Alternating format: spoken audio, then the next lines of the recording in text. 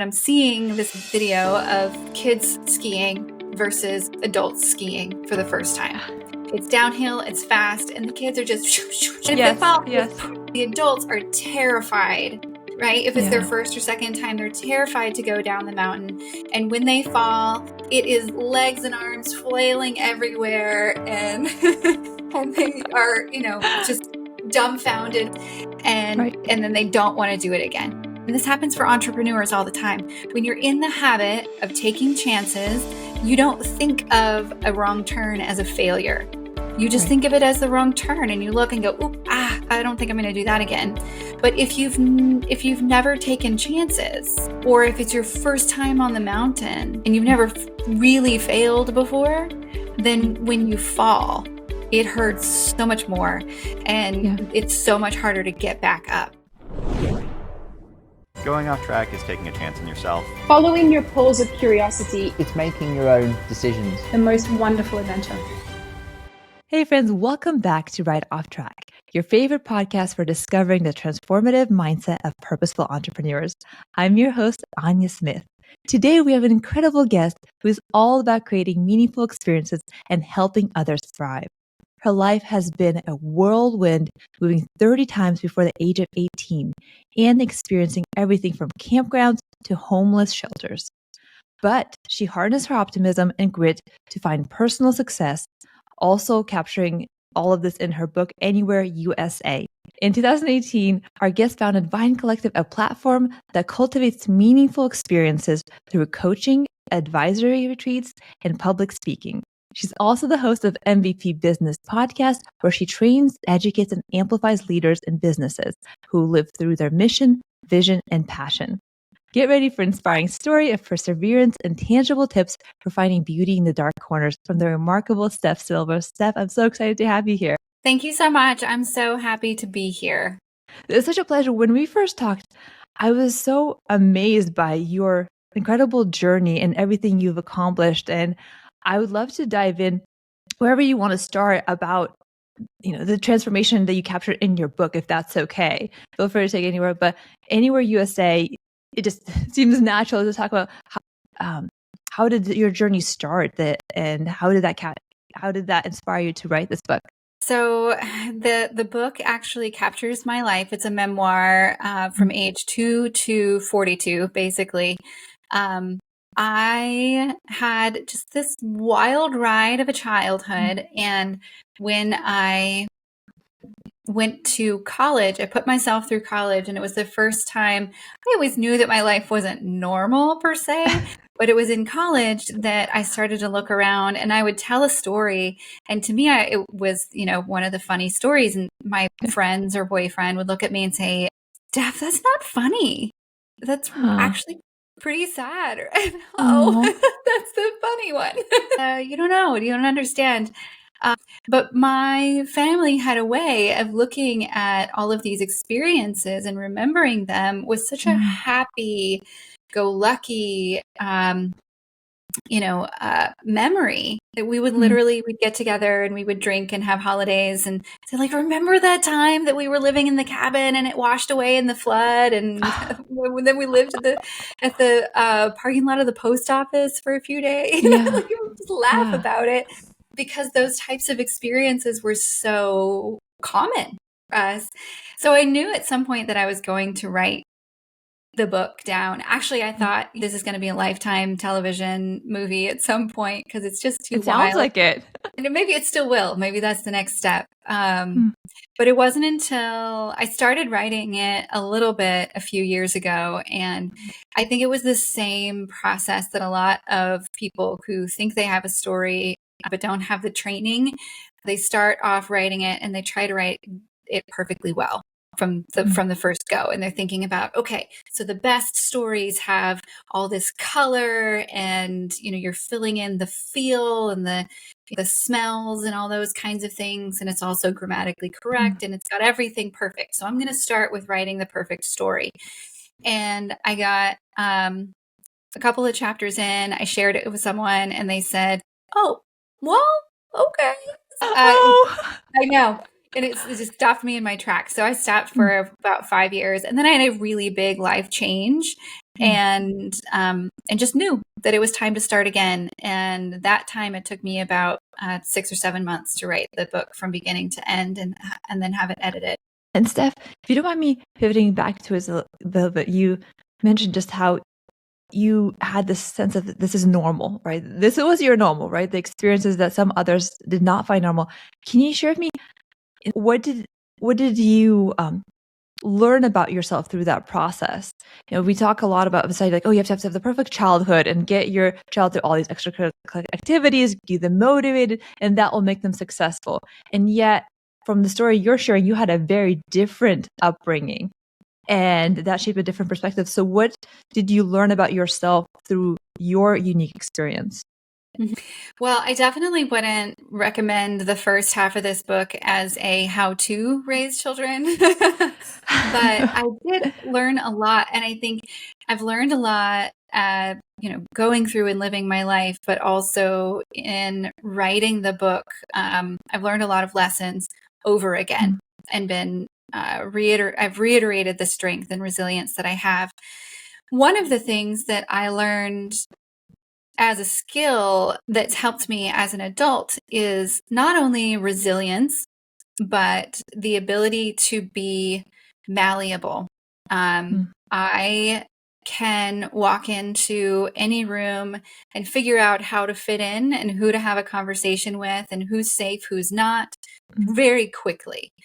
And that is something that when people relate to me and they say, oh yeah, I had a very similar experience, they have a similar talent of being able to mesh with many different types of people. And there's always something that we can communicate about. And I can quickly become one in any group. There was a fear for many years that I became someone in order to fit in, but that wasn't always who I was. So there was a fear that I would be seen for who I really am, which my thought at the time was that I was a poor, ugly, not smart person. And so I had to put on personas in order to not be seen as what I thought I was. Luckily, as I've grown through the years and worked hard and proven to myself that I'm not those things that I thought I was, those other skills are still there, and it gives me an extra superpower. The other thing is there's so many different things that I learned, and I think strengths and skill sets that I have in my quiver. But one of them is the understanding that in America, at least where I grew up, we have so many opportunities that if you fall to the absolute bottom, you can get back up. There is always an opportunity to get back up. And I say absolute bottom, knowing that the bottom is different for absolutely every person at every stage in their life. The bottom for some people may be a high credit debt. Like, oh my gosh, I can't believe I have this credit card debt. For others, for my parents, I don't know if there really was a bottom, because we were homeless many times. With children living in campgrounds or on the side of the road or in shelters. And we would do it again and again. So we would go from living out of our car to living in a campground to living in a motel to living in a 4-bedroom house that overlooked the lake and a boat and all the things. And then we would go back to a campground. And not because we get kicked out, but because my dad just decided he didn't want to live there anymore. So we left. So the other thing that I learned is that there's choices. Maybe the 4-bedroom, 2-story house is not quite what you thought it would be once you get there. Maybe you'd rather live in a campground. And I think my dad did. I think he wanted to just be in nature. And the thing that I learned from my mom was that you absolutely can live your life chasing happiness. And it looks different for everyone. You don't have to chase success. I also hear the sense of peace in your voice when you talk about that. I can imagine there'd be a lot of resentment potentially, having to go through these hardships, but you just sound so peaceful. And if I can add, I also can relate to some of the things that you talk about, not fitting in, feeling you have to fit in for safety. I came here when I was 7 with my mom from Russia. And between being here, I went to probably 7 different schools in 3 different countries while growing up because my stepdad is an airplane engineer. And I can relate to feeling not fit in a lot. I feel like I was the ultimate foreign kid. Maybe not due to the economic circumstances, but just, again, going through all the things and changes. I remember being called fat in Spanish in a Spanish school, in a different language, not even knowing languages in the classes that I'm starting. And, to me, it became the sense of like fitting in isn't just about being like, it's about safety. And even now it makes me struggle sometimes, like sharing my voice in a powerful way seems like it challenges that perception of safety. So when you talked about undoing some of those limiting beliefs you had in your head, how did you go about doing that? And or even like figuring out, hey, I could do something differently around these things that have been limiting me. I can't say that I did many of them consciously. I knew when I was growing up that I didn't want my adult life to look like my childhood. And so I knew that I was going to have to work very hard and that I was going to have to do it on my own. I was terrified to go to college. I honestly thought that it was I didn't know anyone other than teachers that went to college. So I thought it was for, rocket scientists and astronauts and brain surgeons, and that everyone was going to laugh me out of school. So I cried really hard, but I knew that I had to do it. There's something in me, and I know that I'm blessed with a strong work ethic and a desire to grow. And I think those 2 things helped push me through. But I had that sense of not being all those limiting beliefs. I had every one of them, every single one of them. But I still knew that I had to keep working because I wanted something different from my life. And the interesting thing about, a lot of people are talking about manifestation these days. The interesting thing about manifestation or having a dream and working toward it is that you never know what it's actually going to feel like until you're there. Just like I said, my dad didn't really want the 4-bedroom house and the boat. He wanted the boat, but not the 4-bedroom house. But he didn't mind working either. People have concepts about people who are poor or living on the streets. He was very honest. Both of my parents were very honest. They worked hard. We did utilize the government every now and then for, food stamps or, the food pantry and things like that. But they were not afraid to work, and they didn't take advantage of the system. They didn't lean on it too heavily. But how I got through it, I don't know. I know it's harder now. And I was putting together an article about the difference between falling from the bottom and falling from the top.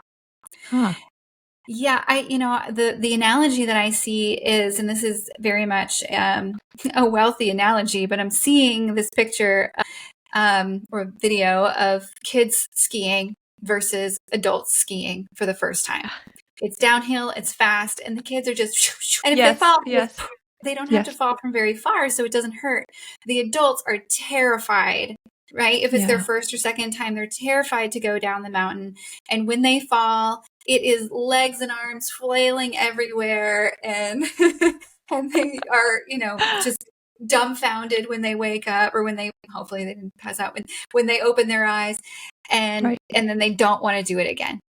Getting back out there is really hard. Whereas the kids just like, oh, I just fell from this short little spot. So the interesting thing that I've learned is that when you're in the habit, and this happens for entrepreneurs all the time, when you're in the habit of taking chances, you don't think of a wrong turn as a failure. You just think of it as the wrong turn, and you look and go, oop, I don't think I'm going to do that again. If you're smart enough, you look at those things. I'm not going to make that turn again, or maybe not at that speed, or whatever it is. But if you've never taken chances, or if it's your first time on the mountain and you've never really failed before, then when you fall, it hurts so much more, and it's so much harder to get back up. That's one of the things that I've learned recently. And And if you read the book, you'll see, or read that there have been some really big changes for me in my life recently. And I thought, why is this so hard when I've been through so many things? And I'm relearning all the lessons that I learned in the first 43 years of my life. And the book helped me to do that. But I think there are a couple of things. One is being 100% honest with yourself. And it's hard enough to be honest with everyone else. I mean, I'm an open book. I literally wrote my whole life story. But some people have a hard time telling their secrets, telling talking about their darkness inside. And whether you talk to somebody else or not, you have to talk to yourself about it. You have to be honest. And this, again, there really is no difference between life, relationships, and entrepreneurism. Entrepreneurism, is that the right word? Business. We'll make it one. Exactly. Entrepreneurialism, we'll drag it all out and make all sorts of different syllables in there. But business, there's no separation because it's all psychological. And the more you're honest internally, the more you can clearly communicate where you are.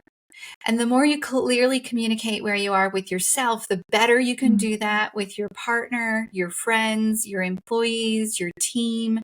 So what I have learned, so many things, being introspective, being willing to grow and learn, to hear feedback and implement it, all of those different things, being willing to work hard, being willing to sit down and cry, to open up, to ask for help, to be kind to others when you see that something's not quite right.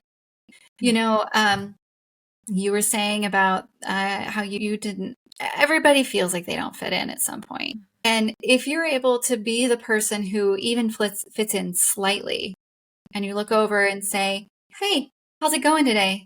Nice dress, or whatever it is. I had to get brave enough to start doing that with the opposite sex, knowing that it may be taken wrong because men aren't used to getting compliments or being invited in from the opposite sex. But doing that can change somebody's life, not just their day. Very powerful. And it feels like this goes into the theme of how do you go through tough transitions, because you have this self-reflection and honesty of yourself along the way. But I'm curious, how was the reception for Anywhere USA? What kind of people, who did your audience turn out to be? And maybe how has it resonated with people through their journeys from what you heard? I want my audience to be absolutely everyone, but it is very much mostly women, anywhere between the ages of 17 and 50. And that it resonates with those people because it is a female journey. It's my journey. But what I've found is that I absolutely love this, and it's what I was hoping for, is that everyone I speak with, and people have come out of the woodworks to communicate that there's something in there that they resonate with, that they they remember taking that trip to Bryce Canyon with their family when they were 12 years old, or they remember the time when they didn't fit in and it was really tragic, or they remember their alcoholic parents that just had no clue how their actions affected them as children and still as adults, or all the different things. There's all these different points in the book that people of all ages, shapes, and sizes are resonating with, and seeing that someone else was able to get over it and get through it and find something better on the other side. Yeah. And communicate about it, because most people who've been through, the book starts with pedophilia, and then it goes to homelessness. It deals with alcoholism. It deals with a teenager trying to figure out their place. I started working when I was 8 years old, lost my virginity way too young, and had to try to figure out, am I an adult or not? All those different things. And then I read a book years ago called The Glass Castle. Jeanette Bainaj parallels my story in a lot of ways. But the thing that caught me on that was, well, but what happened? Did she succeed? Where did she go? And so I looked her up, and I had to find out like what happened. And she ended up living in New York City and being a successful journalist for a tabloid. And so with my book, I thought it was very important to show what the adult side of life was like for me, because my teachers assumed that I would be a statistic. And I mean, we're all statistics, right? Like, how do you say that only the lower class is a statistic? I don't like that. Yeah. And even the term lower class, but let's say people with lower income, why are they statistics and the, millionaires aren't? We're all statistics in some way. Right. But, everybody assumed that I would be pregnant and a pregnant alcoholic by the time I was, 19 or 20. And I wanted to give an example to, the teenage girls who were struggling with addictions of all sorts or parents of all sorts, and to say that you don't have to have help to succeed. You can do it.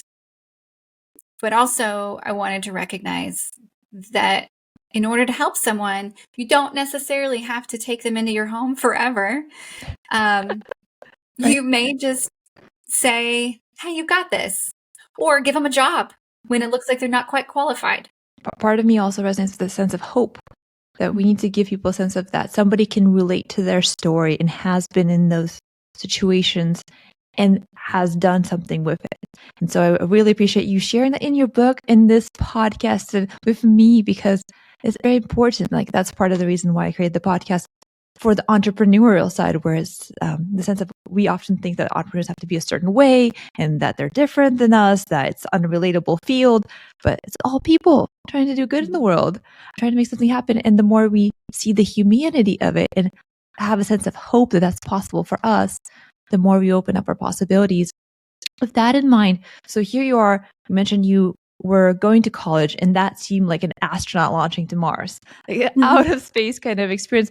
But what happened from that point where you're like, I don't know if this is going to happen for me, it seems out there, but I'm go for it, to now you're an entrepreneur? Like, what were those steps that got you to now thinking beyond even like going to school, but thinking like, the world's my oyster, I can do more?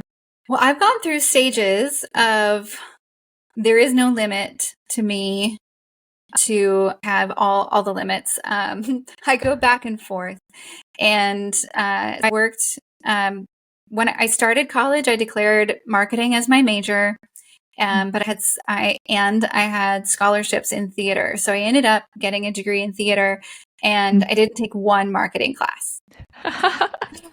Not one. Or a business. I didn't even take a business class. And I waited tables, as a lot of college students do. And I was working at a high-end restaurant in downtown Austin. I'd worked there for 4 years, and I graduated from college, and I said, hey, Jeffrey, I need to quit and go get a real job.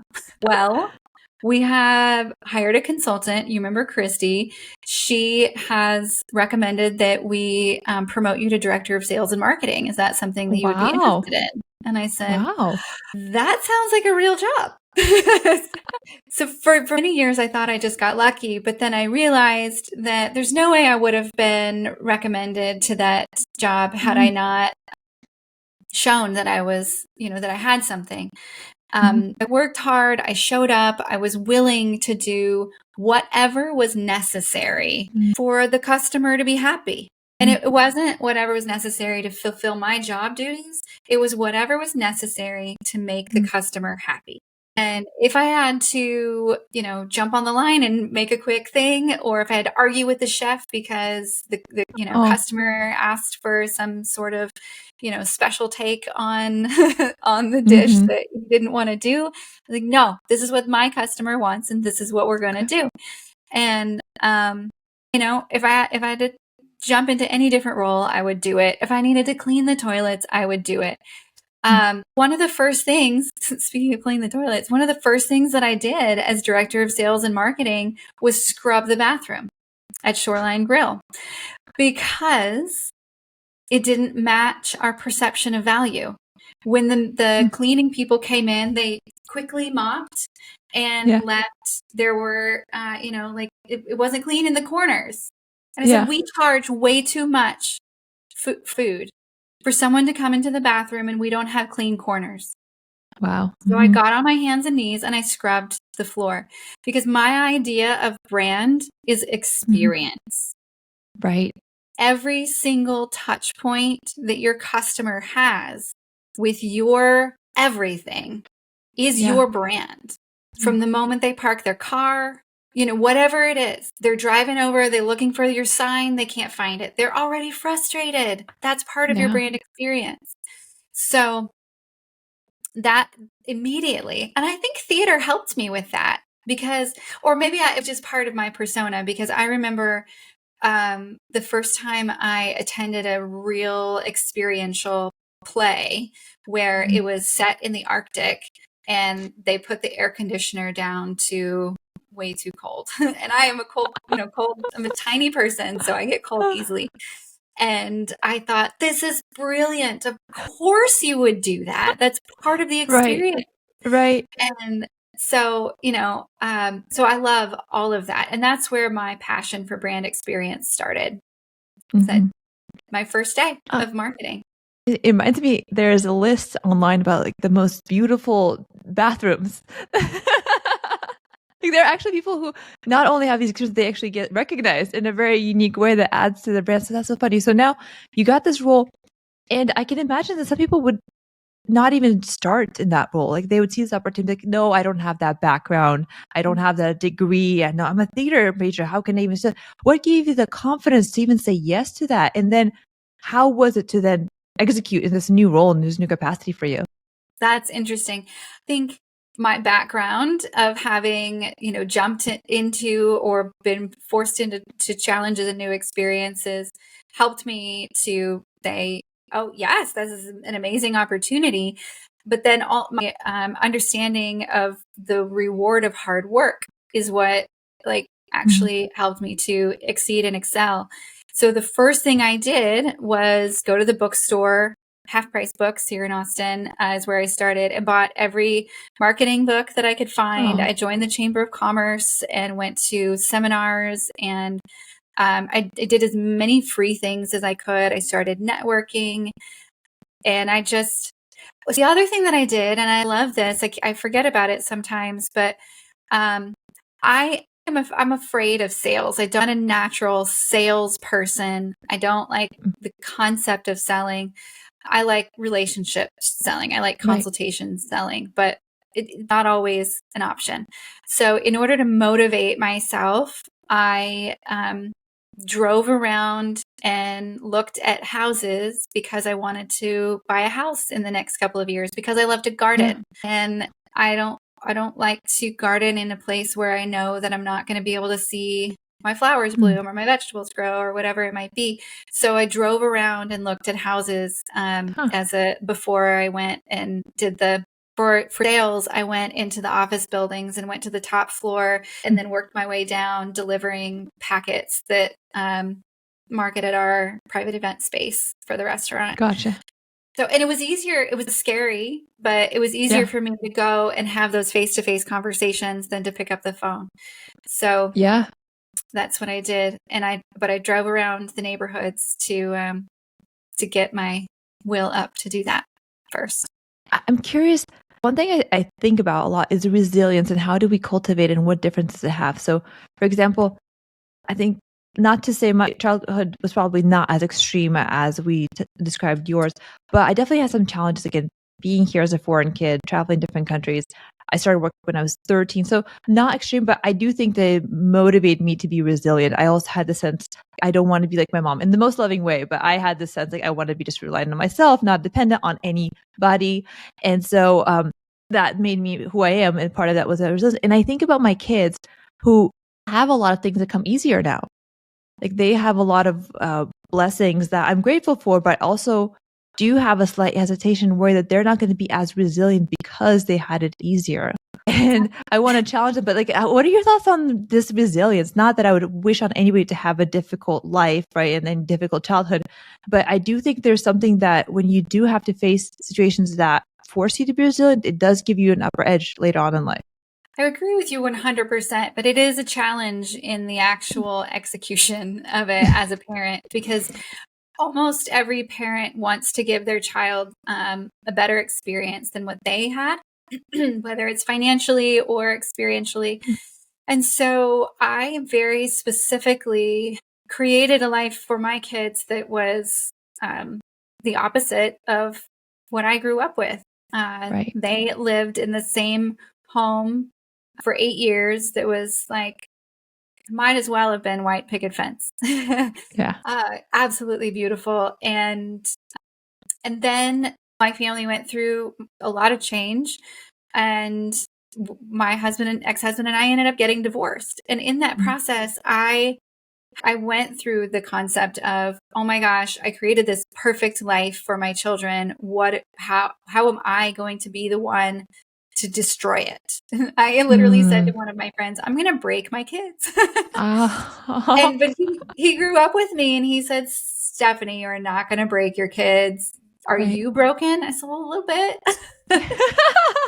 Well, it's like the whole concept of the Japanese vase, and that, how they make art out of the broken pieces. And I realized that the protection, the helicopter that I had become, was actually creating more weakness than strength.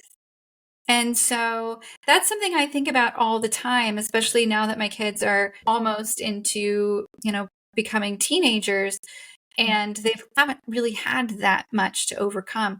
And I see people who, I think the more we have this pendulum kind of situation happening, right, that we grew up in like latchkey times where like you just walked home from school, you made your own lunch, there was no mom there because she was working too, and you just figured it out. And so whether you were poor or not, you still did that. And now I remember hearing about a story of a mom getting in trouble because she had her kid go to the park for 2 hours between the time that he got off school and she came home from work. She was a single mom and she had to work, and she got arrested. Yeah. And I thought, what does that teach the child, not only the parent? Like, how does she live? And the child was fine. He was playing, he was good. And he also knew mom has to work because this is how we live. This is how we have a home and we have food. Yeah. And like, I wish that we didn't have to work sometimes, but what would life be if you didn't have to work and have some challenge in your life? So I think the more we are taught the opposite of this, the more we're taught that you can overcome, the more you can overcome anything. There was almost an epidemic of young male suicides a couple of years ago because there were so many young men who had never experienced a challenge or a loss or anything that shook them. They were the, president of whatever club and the star of their football team in their small town, and they were told that they could do no wrong. They started college, they were at the bottom of the rung, and they couldn't handle it. Yeah. Much so that they thought that being gone was better. Yeah. So I think this, again, going into entrepreneurialism, I don't know if that's a word, business, life, parenting, all of it. You have to be willing to fail in order to succeed. Yeah. And I wish we would take that word fail out of our vocabulary entirely, because it doesn't have to be a thing. It's completely up to us how we see it and feel it and wake up with it. Yeah. A business that starts and doesn't succeed, is that really a failure, or is that an adventure? Yeah. It's an experience. It's a learning opportunity. It's an opportunity to make new relationships. It's so many beautiful things. And if we allow our kids to try a sport and hate it, but we push them, say, okay, you're going to be in this sport for the entire season. And whether you're sick or you break your arm or whatever, you're going to show up to the practice and you're going to support your team. Even if you cross your arms and you look upset, you know, you're going to go. Standard. You're going to go and you're going to support your team and you're going to work hard. And if you don't like it, you don't have to do it next time, but you're going to try. Yeah. And, you know, I remember the first time my older son really scraped up his arm. He was on a scooter and he like slid down the hill on his arm. Yeah. And I, as the mom, went, oh, my baby. And my husband at the time said, good. And I'm like, you asshole. What? He said, no, good. He hurt himself and he's going to get back up and do it again. Yeah. And I think that's one of the powerful things of having, you know, a masculine, feminine, balanced relationship is sometimes the masculine helps you to see that you have to push hard and be strong and overcome. And a Band-Aid doesn't fix anything. Like getting back up and seeing that you can do it again and not fall is what fixes it. Yeah. And I'm hearing all this and it sounds like things we could all apply to our life as well. You know, not just the kids, but really all of that relates to us because I think we put so much emphasis like when I'm young, I can learn and I can go to school and I can start a business. And then it seems like as you're adult, you're done. You're done learning. You have to be in one track. You have to like get to that the infinite promotion level. But that's all. Like you are set for life as opposed to like, we're always learning. We're always failing. We're always living. It's a process. We're always kids in that way of life. We're always kids of life. And those are the people who have the most amazing experiences of life. You know, when you can get into your 40s, 50s, 60s and realize, you know, I know a lot of people here in Austin who are in the tech space or they work for a semiconductor manufacturing company. And like, once you get into that space and you are financially successful, like you're on that track. But what if you hate it? Or like it, you know, it did everything I need to do. I'm ready to retire. You can now be a painter for the first time in your life. Yeah. You know, you can take up art at any time. You can go back to school at any time. And you don't even have to, now that we have, you know, Google and Udemy and all these things, you don't have to go to college to learn a new skill fully.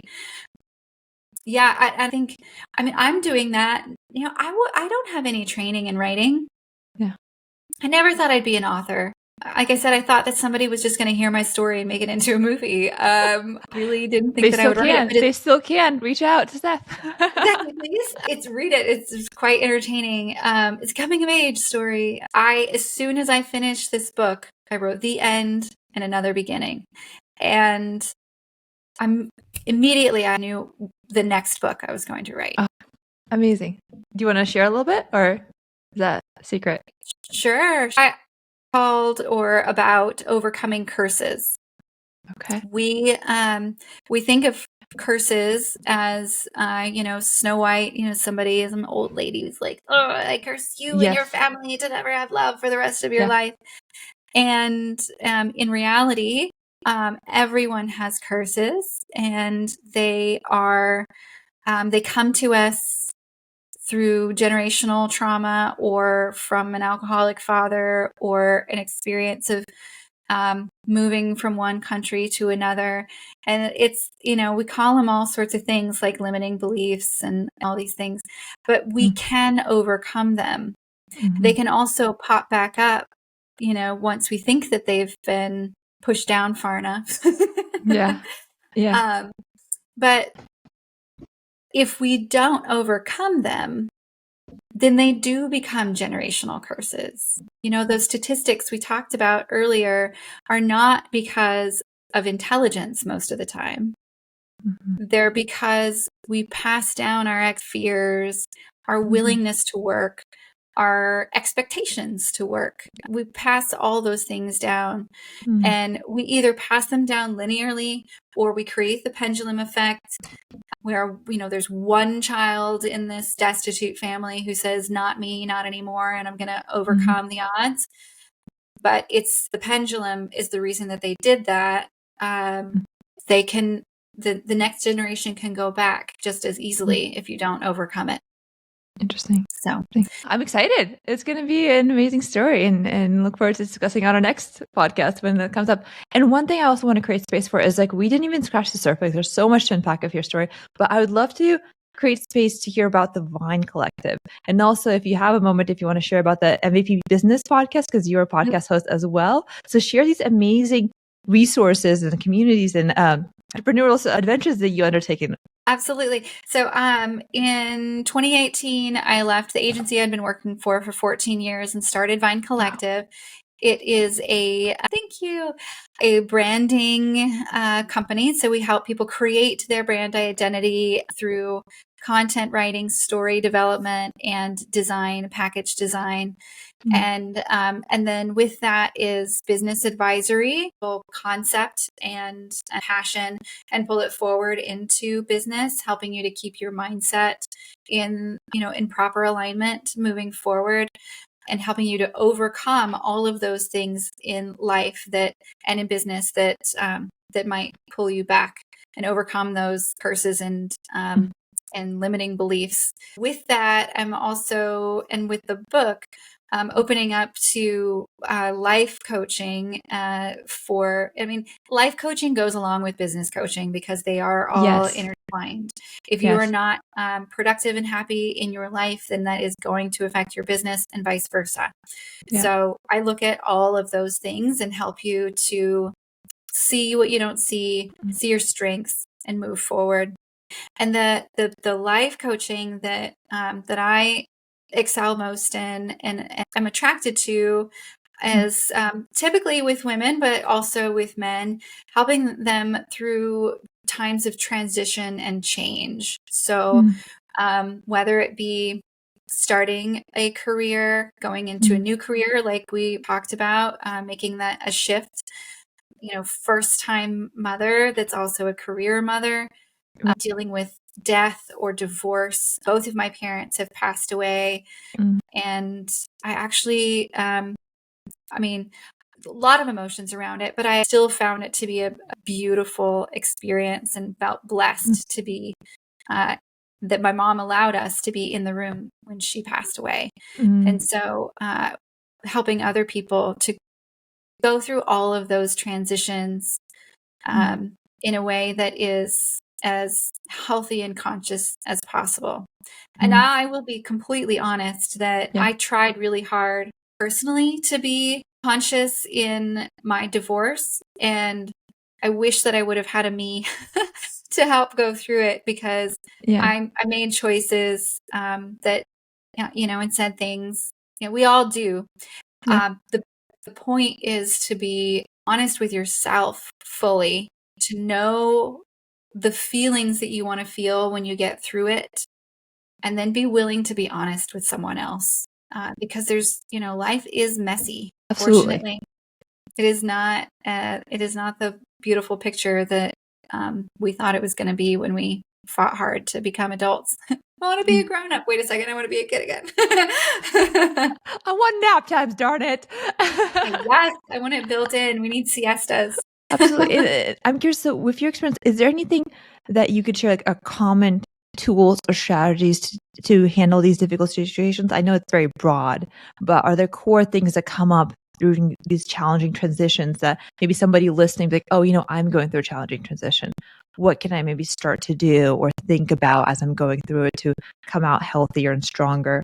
Absolutely. There's 3 different things that are helpful to all people going through any transition, whether it be business, life, or anything in between. One of them is journaling. I'm not a journaler, but I find it really helpful when I'm in the midst and just like, there's so much happening in your brain that sometimes you just get it out. And if you can't talk to somebody, you can write it down. Or even if you are talking to somebody, like first thing in the morning, or when you're just in that spiral and you just can't quite quiet it down in the moment, journaling is really helpful.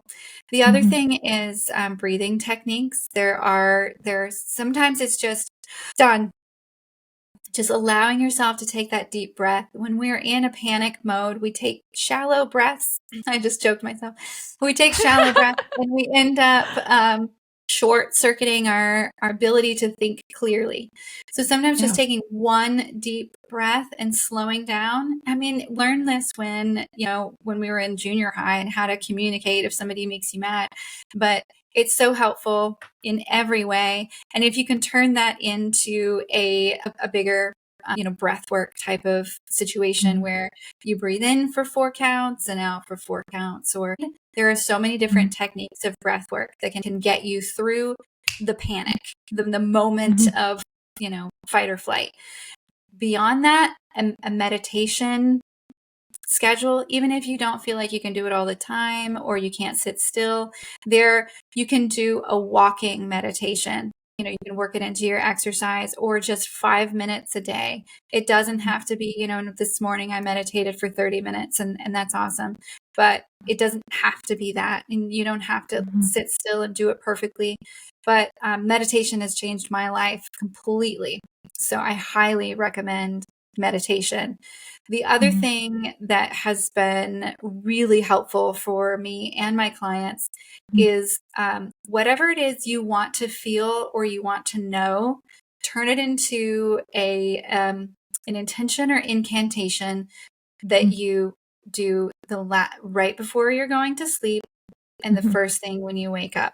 So one of the things that I've worked in because of the divorce is, and because of my childhood, we'll just be honest, it's to say, and this works too when you wake up in a panic in the middle of the night, or like that anxiety wakes you up at 3:00 in the morning, you say, I am loved, I am lovable, whatever it is that you need to know.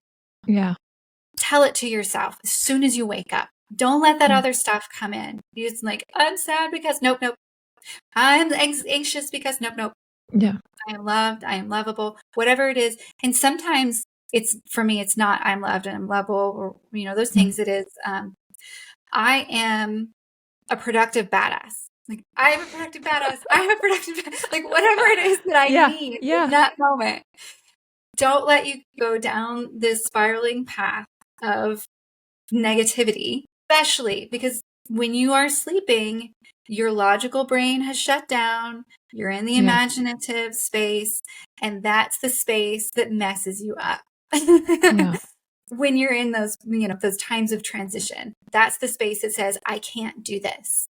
But you can. Yeah. One thing that has helped me deal with my little child work is recently I've been thinking about imagining myself as a child, and there are certain things that were painful in my life.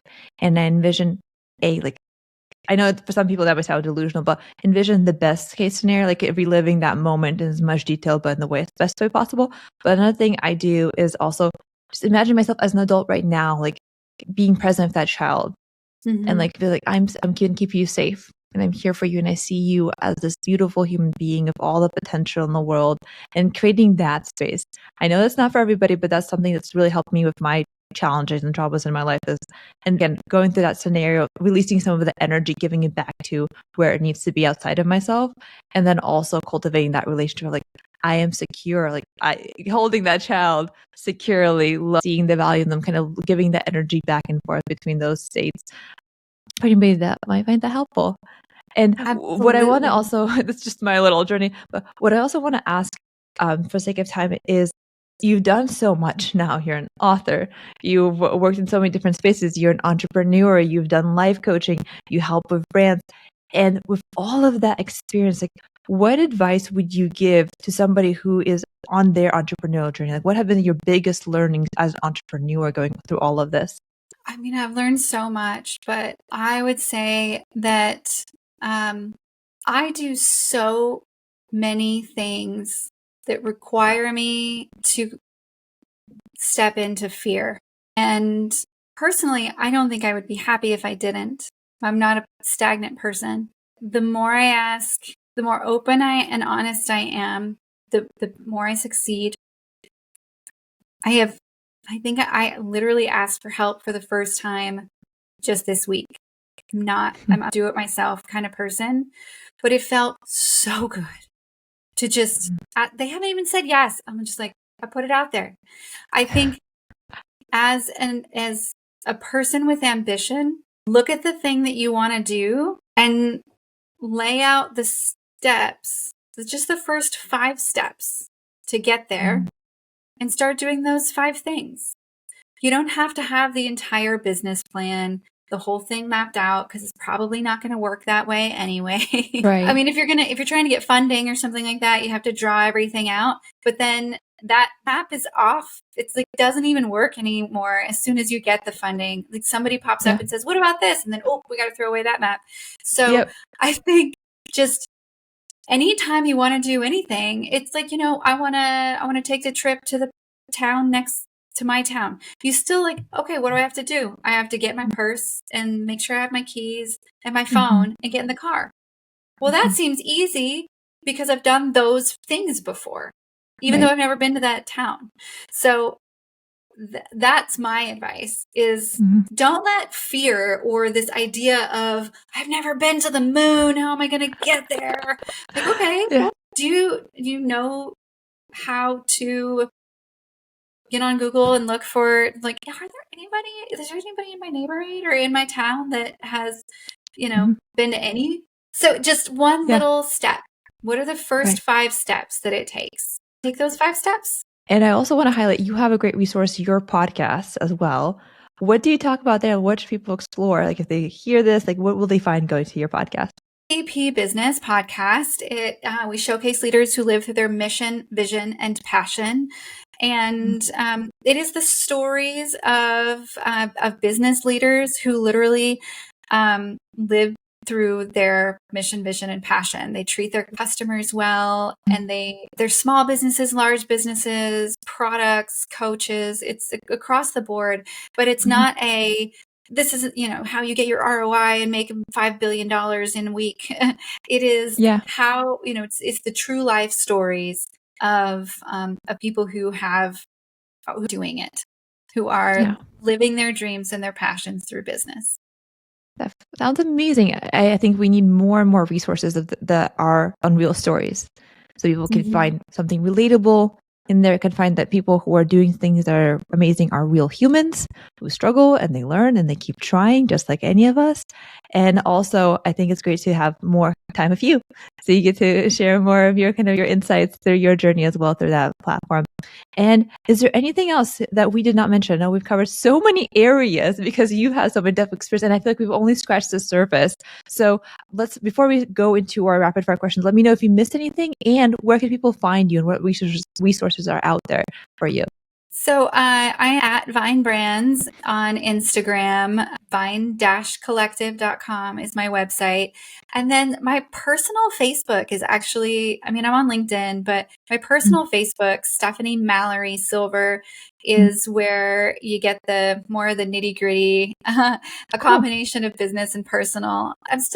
I'm not a social media person. I'm a very, very, direct communication person. So, I social is necessary, but I'm my there. I want to be the person who dances all the time on Instagram. I haven't quite figured out what my place is yet, but you may see me dancing on Instagram here pretty soon. I'd love it.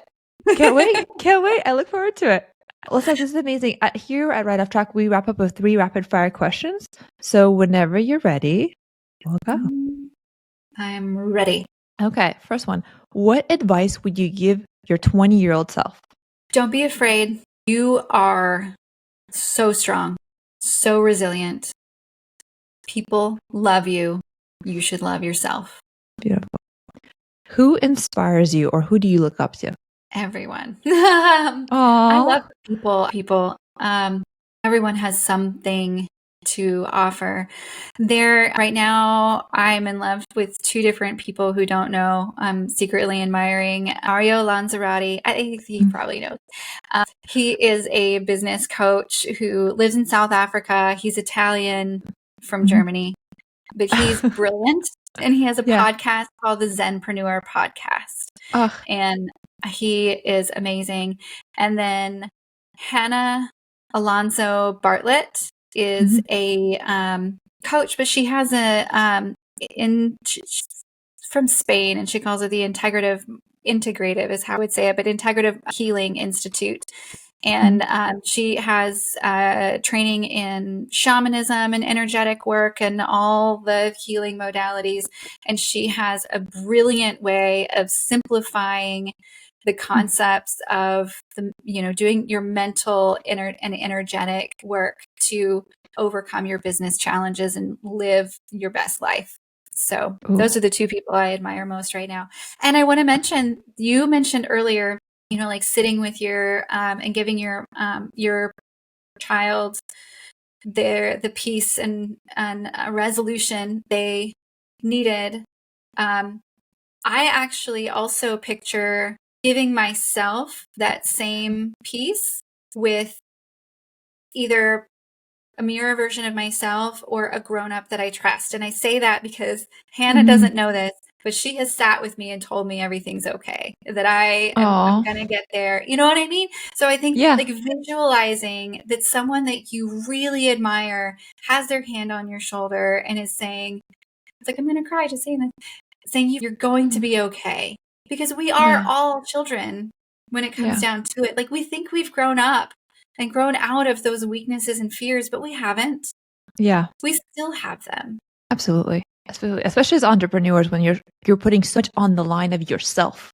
Your work is no longer deliverable for somebody. You're putting yourself out in the world and you're constantly failing and learning and growing. So 100%. I love that. And shout out to them. Listen to the podcast. Join us. Or check out all these additional resources if you're listening.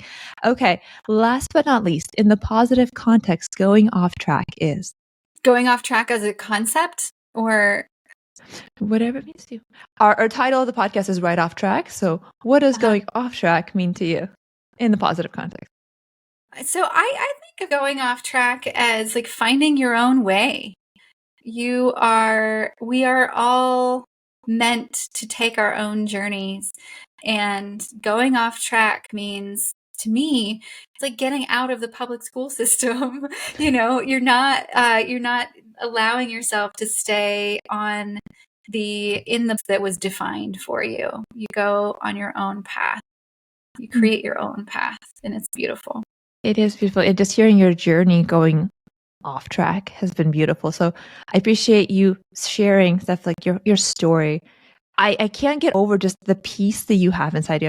I'm sure not easy, but that's like just the one thing that I just look at your life, everything you accomplished, and I'm just blown away by the peace you have around all of it, which I'm sure takes energy to cultivate and create day to day. But to all of our listeners, I hope you draw inspiration from this episode. I hope that wherever you are, whatever challenge you are facing, it gives you a little bit of hope that you can get through the dark corners of life and rise through them stronger. And if you need somebody on your side, you have Steph and her wonderful resources, or re-listen to this episode or check out some of the other wonderful podcasts that were just mentioned.